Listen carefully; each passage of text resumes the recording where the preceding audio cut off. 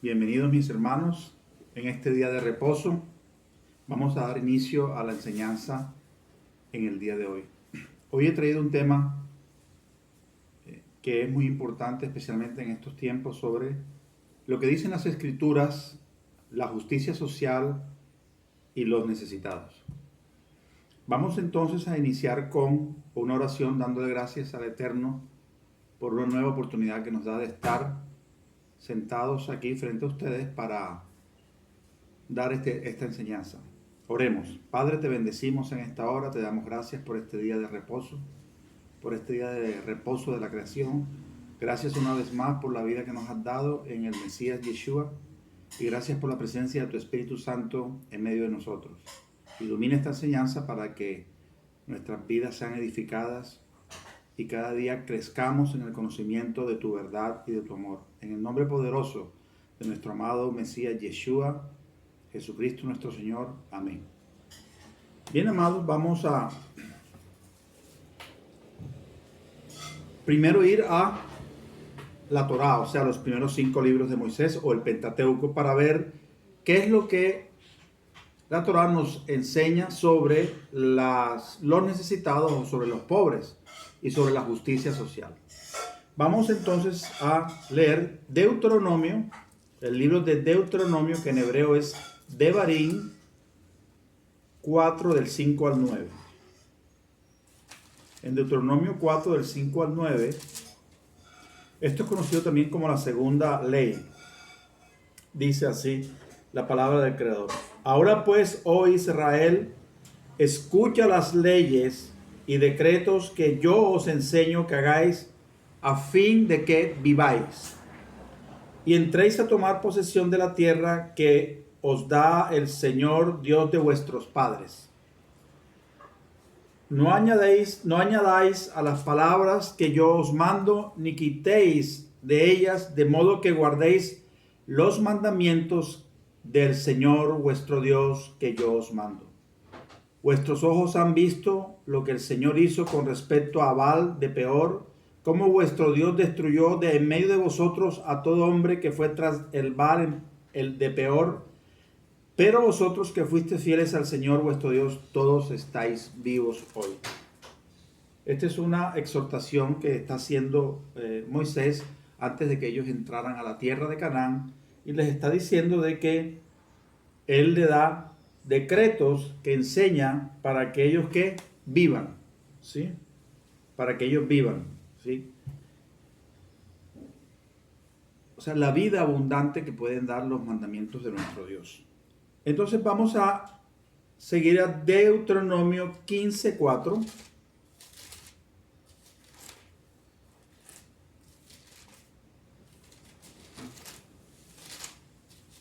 Dice así la palabra, la Torá, 15:4.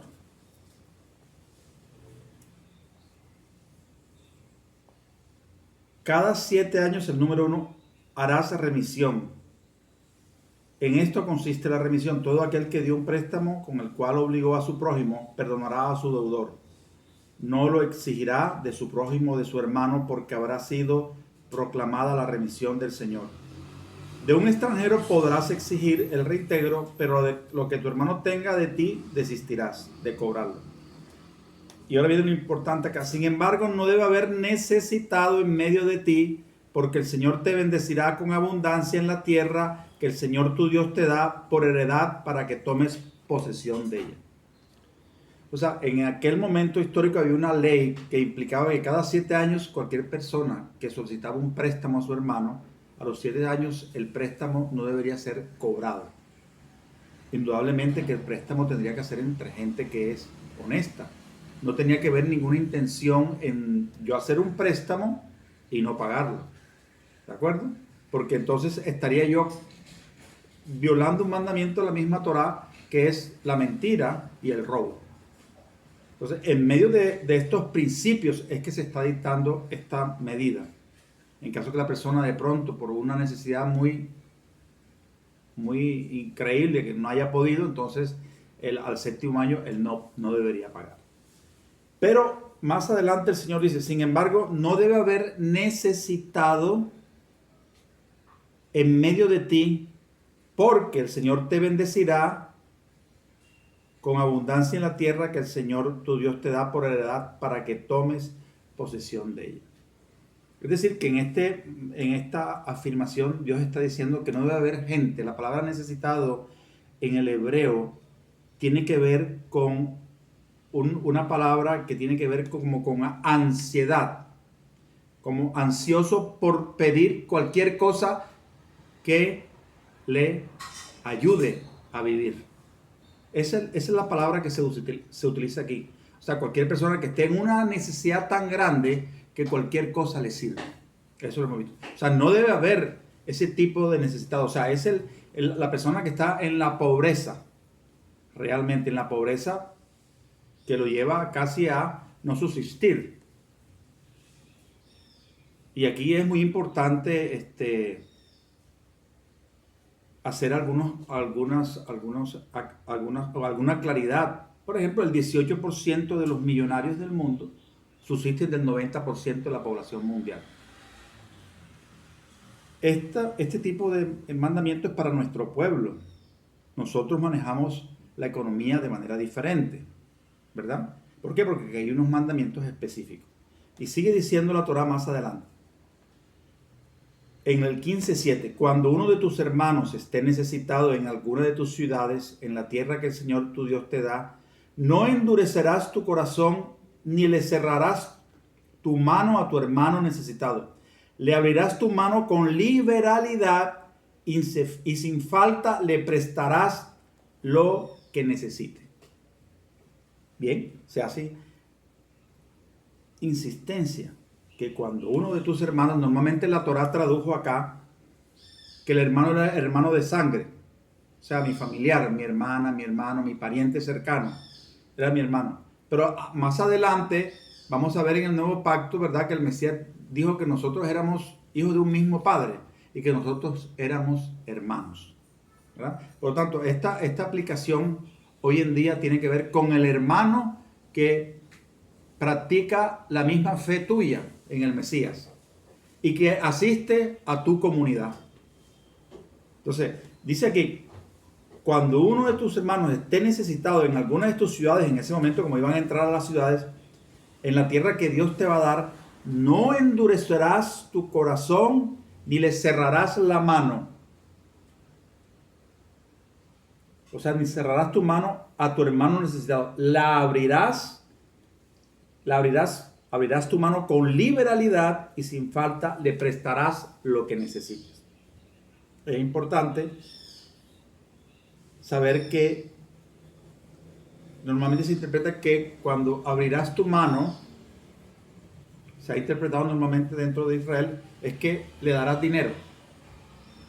Y la otra parte es, le prestarás con liberalidad para lo que él necesite. Y entonces, ¿cómo definimos lo que un hermano necesita?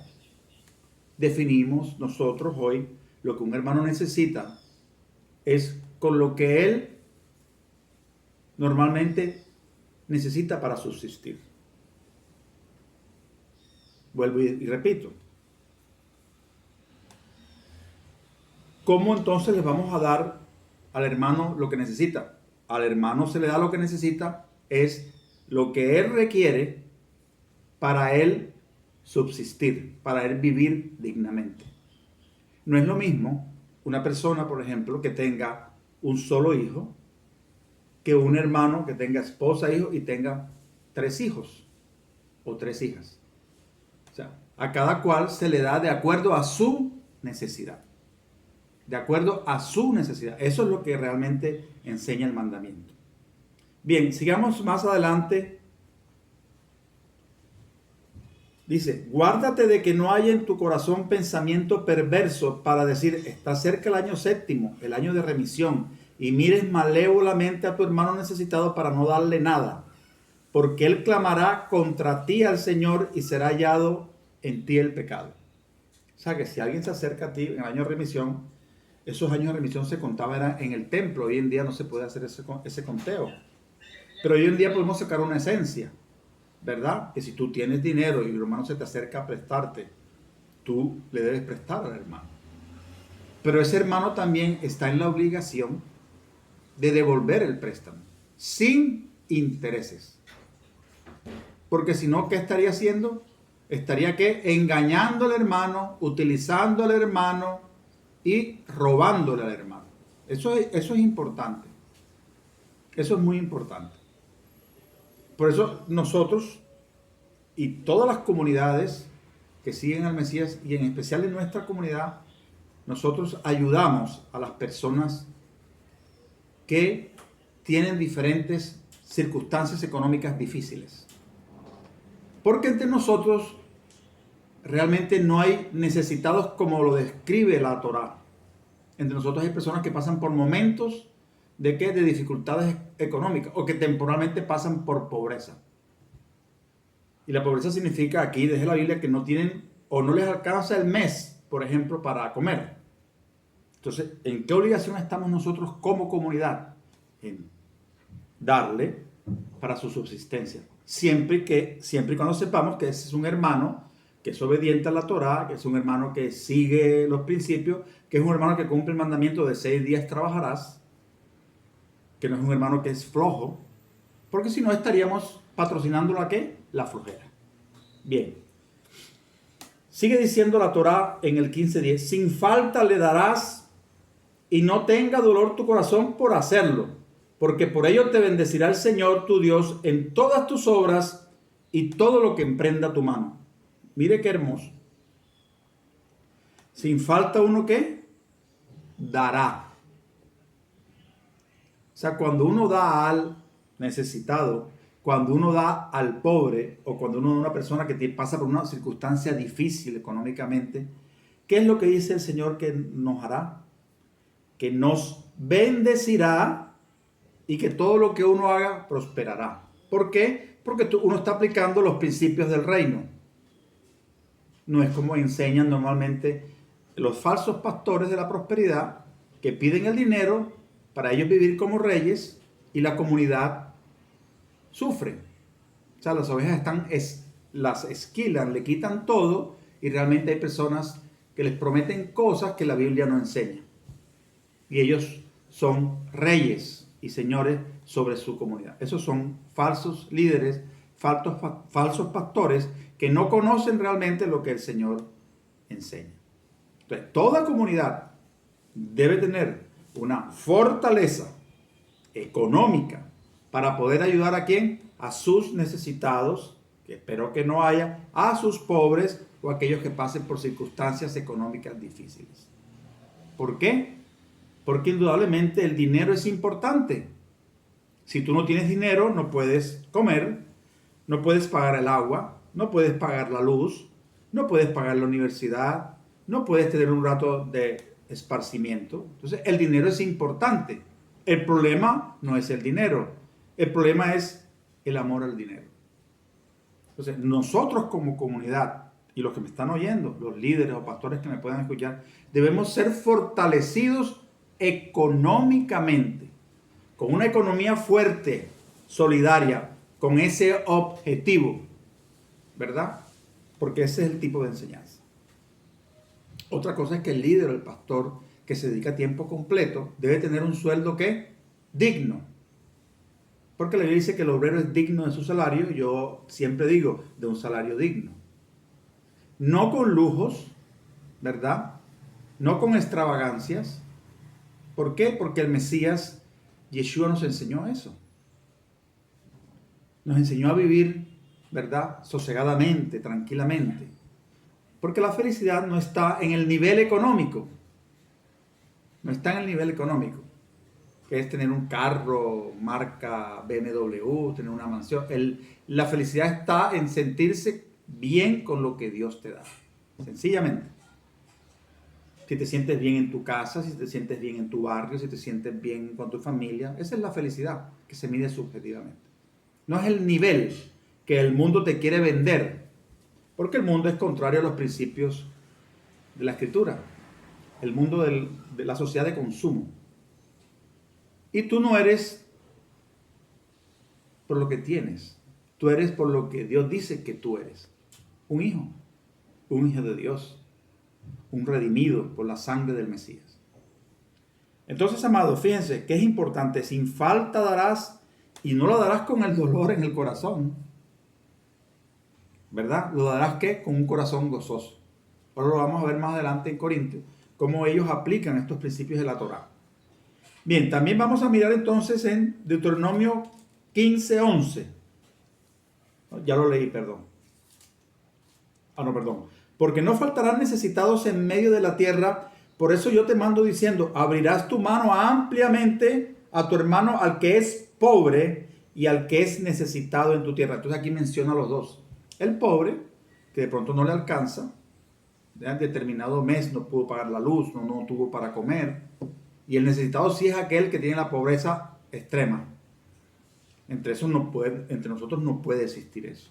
En ninguna comunidad creyente en el Mesías puede existir personas que tengan ese tipo de necesidad. Y si es así, nosotros, como hijos de Dios, debemos levantar la dignidad de ese hermano, que es un verdadero hermano, para que prospere y sea bendecido. ¿A través de qué? De lo que el Señor nos da. Los que tenemos más, damos más. Los que tenemos menos, damos menos. Pero siempre damos. Siempre damos. Todo el mundo. Lógico que aquí el pobre y necesitado no puede dar porque él necesita es la ayuda. Entonces eso es fundamental y es una enseñanza que nosotros hemos cultivado en nuestra comunidad en la ciudad de Barranquilla, la comunidad mesiánica Hijos del Dios Viviente en la ciudad de Barranquilla, y aún nosotros que practicamos este tipo de enseñanza nos falta bastante. Nos falta bastante. Pero el Señor nos irá enseñando poco a poco y a pesar de ser una comunidad pequeña, somos una comunidad próspera. Tenemos nuestro local propio y el Señor nos ha bendecido con estos principios económicos que lo hacemos por amor. Por amor. Bien, sigamos, hermanos. Vámonos también entonces a Deuteronomio 14, 28, 29. Vamos a ver por qué. Ok. Aquí va a hablar de los diezmos. Voy a conectar los diezmos porque dice, al final de cada 3 años sacarás todo el diezmo de tus productos de aquel año y lo guardarás en tus ciudades. Entonces vendrán al levita que no tiene parte ni heredad conmigo, el forastero, el huérfano, la viuda, que hayan en tus ciudades. Ellos comerán y se saciarán para que el Señor tu Dios te bendiga en toda obra que hagan con tus manos. Interesante. Fíjense que el diezmo aquí era para quién? Para el levita, para el extranjero, para el huérfano y la viuda. ¿De acuerdo? El levita porque así Dios lo había establecido, y los otros 3 eran de pronto el extranjero que eran necesitados. Entonces ya la Torah establece un principio, que una parte del diezmo tenía que ser para los necesitados. Por eso entonces, aunque los voy a mencionar, el primer diezmo, habían 2 diezmos que se daban en Israel cuando el templo estaba construido. Cuando el templo estaba construido. El primer diezmo era el primer diezmo se llamaba en hebreo Maaser Rishon. Maaser Rishon. M-A-A-S-R R-I-S-H-O-N en hebreo. Y ese diezmo, como era agrícola, el periodo de tiempo agrícola era de 7 días. ¿Sí? Entonces, ese Maaser Rishon se daba el primer día, el segundo día, el cuarto día y el quinto día de los 7 días. Y también había un diezmo que se llamaba Maaser Ani, Maaser Ani, que era lo que se llamaba el diezmo de los pobres.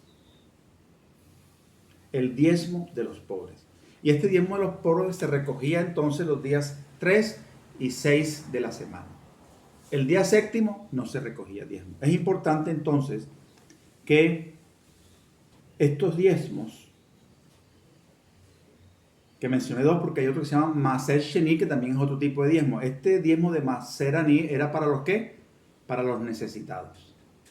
Pero además también había otro tipo de legislación en Israel que se llama el dejar de cultivar una porción del campo, o PA, o sea, PEA, PEA, y está en la Mishnah, donde se decía que todo aquel que cultivaba, porque era una sociedad agrícola, tenía que dejar un espacio que no se define cuánto espacio era, depende de la voluntad y de la bondad de cada persona, pero no podía ser menos de un sesentavo del todo el globo. Una persona podía dejar más. Entonces esa parte que estaba cultivada se dejaba para que los pobres vinieran y recolectaran lo que se estaba cultivando. Ellos llegaban y había un orden. No se iba a recolectar, el uno iba a coger más que el otro, sino había un orden y había unas leyes estipuladas en el libro que se llama la Mishnah, ¿sí? En la Mishnah hay un tratado que habla de eso, ¿sí? Que habla de cómo entonces esa porción también alimentaba a los necesitados. Importante, ¿verdad? Lo que estamos hablando. Vamos a mirar entonces también el Levítico 25, del 35 a 37.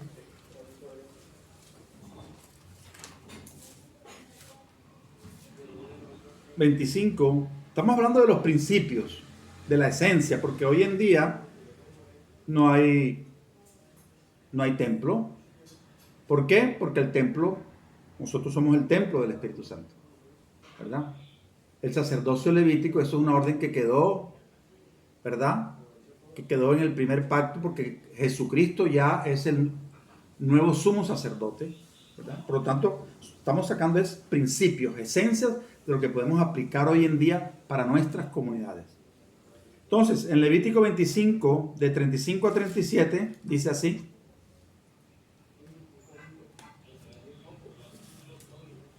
si tu hermano se empobrece y se debilita económicamente con respecto a ti, tú lo ampararás y vivirá contigo como forastero y advenedizo. No le tomarás usura ni intereses, sino que temerás a tu Dios, tu hermano vivirá contigo.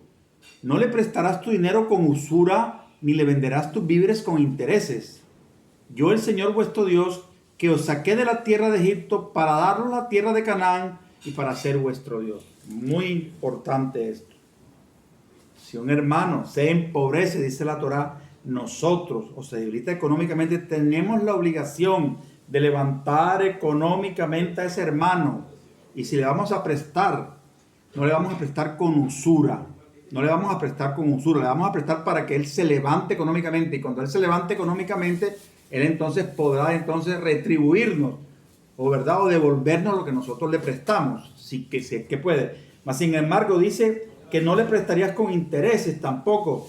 ¿Y por qué? Porque tendríamos el temor y el respeto a Dios con este mandamiento.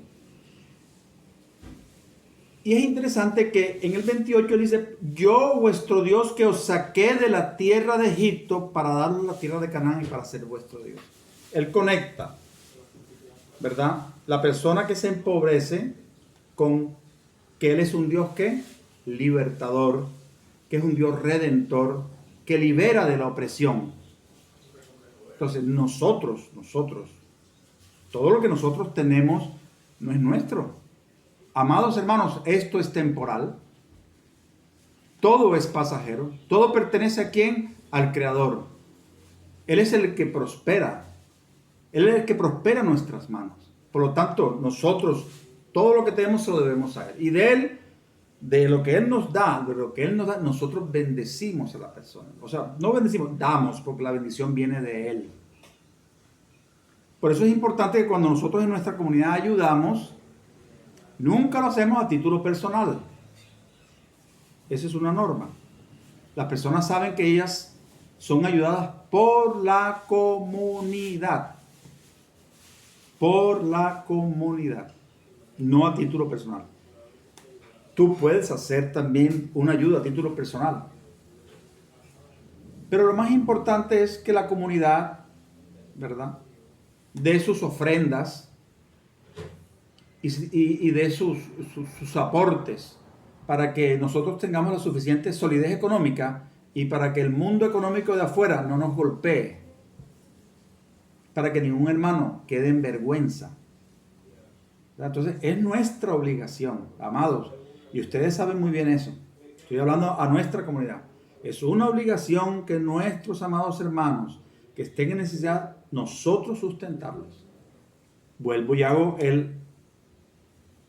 la claridad. Siempre y cuando el hermano sea un hermano que haya sido un hombre íntegro, un hombre que se dedique al Señor y que haya perdido su trabajo, por ejemplo, o que no consiga trabajo en los momentos difíciles. Nosotros, esa es nuestra obligación. ¿Y qué pasa si hacemos eso?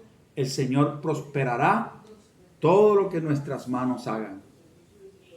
¿Se dan cuenta que es diferente a lo que enseñan en estos falsos pastores de la prosperidad? Que son ellos los que viven como reyes. Son ellos los que viven en mansiones, en lujos, mientras sus ovejas padecen necesidades. Eso no es lo justo, eso no es la justicia social que practica las Escrituras. Nosotros tenemos una constitución espiritual, política, social y económica. Esto es un documento legal que es espiritual porque este es un documento que descendió del cielo. Por eso nosotros cuando vivimos entre las naciones, nosotros nos acogemos a toda legislación, siempre y cuando la legislación no vaya en contra de nuestros principios y en contra de nuestro Dios. Nos acomodamos tranquilamente. ¿Por qué? Porque esta legislación es superior a todas. Dignifica la raza humana, dignifica al prójimo, dignifica aún al que no es de nuestro pueblo. Porque las personas fueron hechas a imagen y semejanza de Dios y así es que tenemos que verlas, cualquiera que sea. Ese es el amor, la compasión. Debemos ser compasivos. Bien, vamos a mirar también Éxodo 23:6. Éxodo 23:6. Estamos en la Torá primero para después irnos al Nuevo Testamento y explicar unas cosas que están basadas acá.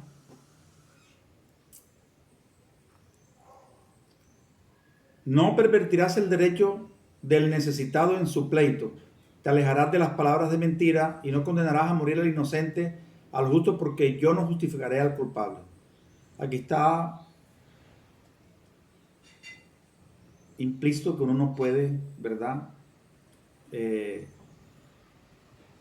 No puede pervertir, cambiar el derecho de una persona pobre porque sea pobre. ¿Verdad? Bien, vamos en Israel en algunos aspectos, cuando Israel violó el pacto o la Torá, el pacto que hizo con nuestro pueblo, Dios enviaba profetas, ¿sí? Y es así como, por ejemplo, vemos en Jeremías 22, vamos a hacer algunas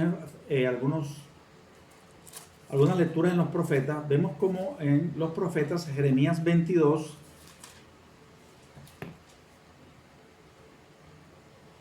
del 2 al 3, dice así: Dile, escucha la palabra del Señor, oh rey de Judá, que está sentado sobre el trono de David, tú, tus servidores y tu pueblo que entran por estas puertas. Así ha dicho el Señor: practicad el derecho y la justicia, librad a quien es despojado de mano del opresor, no maltratéis ni traéis con violencia al forastero, ni al huérfano, ni a la viuda, no derramaréis sangre inocente en este lugar. El mismo Dios diciendo al gobernante, como nosotros debemos decir a los gobernantes de este país, lo mismo, que ellos no deben en ningún momento, ¿verdad? Sino que deben practicar ¿qué? La justicia social. Que ellos deben librar o libertar al aquel que es despojado, que le es quitada la tierra, por ejemplo. Ya sea por los grupos armados o por como se quieran llamar. Y también dice que de la mano del opresor, también dice que tenemos que cuidar al forastero, a la viuda, al huérfano y al necesitado. O sea que todo gobierno, aplicando estos principios, debe proteger de manera especial a la clase necesitada. Eso es lo que dice nuestra Constitución celestial. Y así es que los gobiernos deben hacerlo. Así es que lo deben practicar. Pero dolorosamente ellos viven de espaldas a esta palabra y lo que hacen es enriquecerse ellos, ¿sí?, a través de engañar al pueblo, ¿sí?, diciéndole mentiras para su propio beneficio.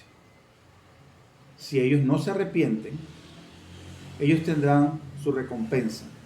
Dios no tarda en hacer justicia conforme a todos aquellos líderes políticos en este país que pervierten el derecho del necesitado, del pobre, de aquel que nada tiene, y hacen injusticia social, mientras ellos viven como reyes.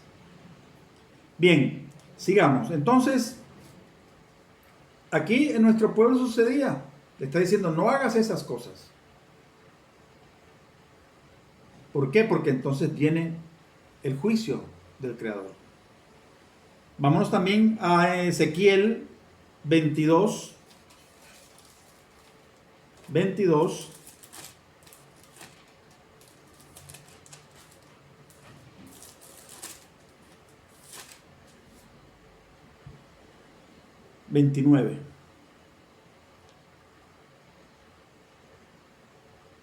Y el pueblo de la tierra ha practicado la opresión y ha cometido robo. Abusan del pobre y del necesitado y oprimen sin derecho al extranjero. Y dice el Señor, busqué entre ellos un hombre que levantara el muro y que se pusiese en la brecha delante de mí, intercediendo por la tierra para que yo no la destruyera, pero no lo hallé. Y el pueblo de la tierra ha practicado la opresión y ha cometido robo. Abusan del pobre. Ezequiel hablándole al pueblo de Dios. Es igual hoy. Oprimen al pobre. Hay injusticia social. Las entidades prestadoras de salud hacen lo que quieren con sus usuarios y con los colegas. Pagan cuando quieren. Eso se llama injusticia social. Y eso está escrito en esta palabra de Dios, en las Sagradas Escrituras. Y nosotros tenemos que decirlo, porque es palabra del Creador. ¿Sí? Es un llamado a que se arrepientan y que vengan al conocimiento de la verdad. La verdad que es Jesús. Yo soy la luz del mundo, dijo el Mesías. El que crea en mí no morirá para siempre. Él es el que da la vida, es el que abre la conciencia, ¿sí? Es el que te hace tener una experiencia nueva y una restauración interior que toda raza humana necesita porque está enferma espiritualmente. Y hoy en día estamos enfermos, ¿verdad?, con el coronavirus. Bien, mis amados, Amós también, el profeta Amós, también habla de lo mismo. 2 del 6 al 7, hablándole al pueblo, a las tribus del norte, dice así: así ha dicho el Señor, por 3 pecados de Israel y por 4 no revocaré su castigo, porque venden por dinero al justo y al pobre por un par de zapatos. Codician hasta el polvo de la tierra que está sobre la cabeza de los empobrecidos y trastornan el camino de la gente humilde. Un hombre y su hijo tienen relaciones con la misma joven, profanando así mi santo monte. Violando todos los principios económicos del necesitado, de la persona pobre, del que necesita. Por eso nosotros, mis amados, y toda la comunidad que cree en Jesucristo, si las comunidades practicaran esta justicia, nosotros resplandeceríamos como la luz. Pero no es así, amados. Son pocas las comunidades que practican la justicia social. Son pocas las comunidades. Y hay comunidades muy prósperas y muy ricas. Pero ¿para qué ellos usan el dinero? Para sus deleites, sin ninguna duda. Pero también hay otras comunidades, también tengo que decirlo, que ayudan al necesitado y ayudan al pobre. A esas comunidades que el Señor les bendiga abundantemente y que derrame abundante bendición espiritual, material y económica. Bien, una de las cosas que se dice en Israel es hacer sedaká. Nosotros ayudamos al necesitado a través de la sedaká. La sedaká es una palabra que significa, entre comillas, caridad o solidaridad, caridad. Pero la palabra realmente Sedaká proviene de un término hebreo que es sedek, justicia. Y realmente el significado profundo de esto es reparar situaciones de injusticia. Cuando yo asisto a una persona necesitada de nuestro pueblo, de nuestra comunidad o de extranjero, yo lo que estoy haciendo es dignificando lo que ella merece por ser o una hija de Dios, o un prójimo, o un hermano, o un hermano de la raza humana que ha sido creado a imagen y semejanza de Dios. Estoy restituyendo la injusticia que ciertos gobiernos, que cierta clase política y social ha hecho sobre ellos. Eso es lo que estoy haciendo, ¿sí? Porque ahora se entiende como caridad como una limosna. No. Así no es, al contrario, estoy dignificando lo que esa persona se merece como ser humano, vivir dignamente. Eso es lo que realmente significa la palabra sedaká o caridad. Viene de un término que significa, y vuelvo y lo digo, de justicia, restaurar situaciones injustas. ¿Por qué? Por violar los principios de la palabra o por violar principios económicos, sociales en cualquier país. Entonces, nuestra Constitución Celestial enseña eso. Yo hago mucho énfasis en esto, hermano, porque estar necesitado, estar en la pobreza es algo muy doloroso. Es algo muy doloroso. Y nosotros no podemos permitir que entre nosotros haya gente necesitada, en el sentido que lo he explicado, ni haya gente pobre que le haga falta comer un día. Eso no podemos permitirlo en nuestra comunidad, por lo menos en nuestra comunidad. Y hago mucho énfasis en eso. Bien, la pobreza es tan antigua como la humanidad, ¿verdad? Y cuando el Mesías Yeshua hace su aparición en Israel, la situación económica era bastante complicada.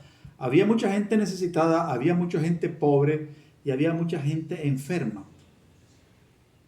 El templo de Jerusalén se había convertido en un sitio de opresión para el pueblo, ¿sí? En un sitio de comercio. No estaban aplicando los principios de esta Torá, porque muchas veces, en muchas ocasiones, la Torá o la instrucción del Creador o la ley o el Pentateuco lo habían pervertido, ¿sí? Habían pervertido la palabra y se habían convertido en religiosos, muchos de ellos, no todos. Y entonces estaban oprimiendo al pueblo, oprimiendo al pueblo. Jesús hace la aparición en ese momento histórico y empieza a predicar el evangelio del reino, ¿sí? Y empieza a darle, ¿verdad?, el justo valor a la riqueza. Y vamos a ver en Mateo 4, del 8 al 11.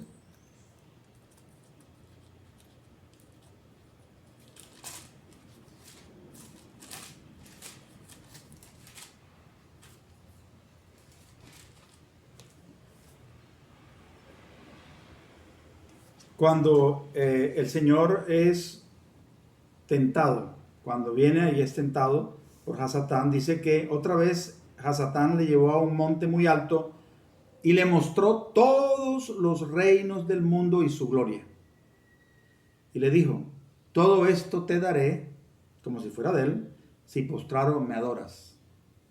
Entonces Yeshua le dijo, vete Satanás, porque escrito estás, al Señor tu Dios adorarás y a él solo le servirás. Aquí Hasatán se está viendo como dueño de la mayoría de las naciones, como de la gloria de las naciones, del mundo que no conoce los principios.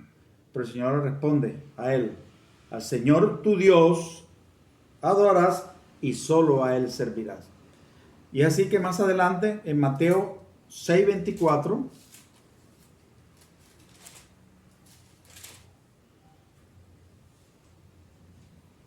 Jesús es muy claro y dice así, nadie puede servir a dos señores, porque aborrecerá al uno y amará al otro, o se dedicará al uno y menospreciará al otro. No podéis servir a Dios y a las riquezas. Vamos a aclarar un poco ese término. No podéis servir a Dios y a las riquezas. Cuando se habla de servicio es rendirle culto, ¿verdad? Hay una deidad y hoy es un Dios en este mundo. Rendirle culto al dinero. amar al dinero. Principio de todos los males es el amor al dinero, no el dinero. ¿Por qué? Porque el dinero, ¿verdad? Es una ¿qué? Bendición, siempre y cuando esté debajo de mis pies, nunca encima de mi cabeza. Porque mi cabeza es el Mesías y la cabeza del Mesías es Hashem, el Creador, ¿verdad? ¿De acuerdo? Entonces, cuando los principios de la Torah están sobre mí, el dinero que yo manejo, el dinero que yo utilizo, es para la bendición de los necesitados. Es para la bendición de la obra del Creador. Es para todo aquello que es justo y bueno. Eso es lo que el Señor está diciendo aquí. Pero hay mucha gente, la mayoría, ¿sirve a quién? A las riquezas. La gente quiere tener cada día más y más y más. ¿Y por qué quieren tener más y más? Porque están vacíos interiormente. Y el dinero, esa deidad, entre comillas, que no es ningún Dios, da una falsa sensación de llenura. Porque lo único que llena la vida de las personas es el Creador. ¿A través de quién? De Yeshua, su Mesías. Y del sello de su Espíritu Santo. Entonces, Jesús es claro. Y hoy en día, muchos pastores están induciendo a la comunidad a que amen al dinero. Es fácil caer porque el dinero da prosperidad, da poder, y ahí podemos pecar contra el Creador. Por lo tanto, nuestro servicio es a Dios, ¿verdad? Manejando el dinero conforme la Escritura nos enseña, con los principios. Si Dios te prospera, hermano, bendecido. Nosotros nos gustaría que todos fueran prosperados en nuestra comunidad. ¿Para qué? Para practicar más los principios de la Torá y para bendecir a tantas personas que lo necesitan, no solamente en nuestra comunidad, sino gente que está fuera de nuestra comunidad y que aún no pertenecen al movimiento nuestro o no pertenecen a Jesucristo.